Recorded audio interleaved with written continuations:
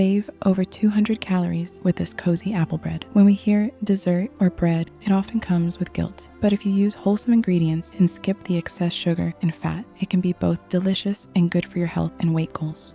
Let's get started. Peel 1 medium apple. We're using the whole fruit, including the peel. Don't toss it. It's full of fiber and adds great texture when baked. Dice half into small cubes, about 75 grams, and grate the other half into a soft puree.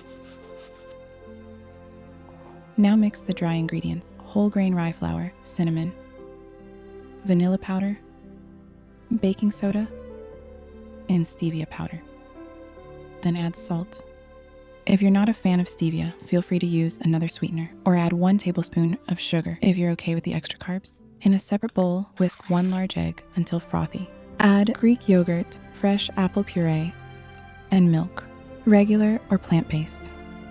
Use a hand blender to make the mixture smooth and creamy. Pour the wet mixture into the dry. Stir gently until it looks like thick sour cream. If it's too dense, add a splash more milk, about a tablespoon.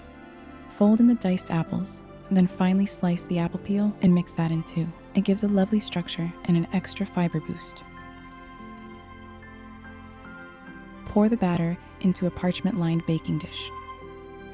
You can lightly grease it if you want, but it's optional. Bake for about 35 minutes until the top feels set and springs back when gently pressed. Use a toothpick to check the center.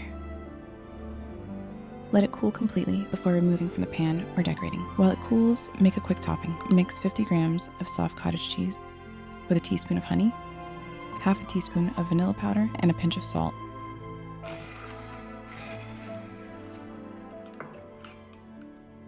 Spread the glaze over the cooled bread. The result? Soft, aromatic, and gently sweet with that classic apple cinnamon comfort. It's high in fiber, low in sugar, and keeps your macros balanced without losing that dessert feeling. Mine had a slight greenish tint thanks to the stevia, and honestly, I love the color. Full recipe and macros are, as always, in the description. Let me know what we should bake next, and thanks for baking with me.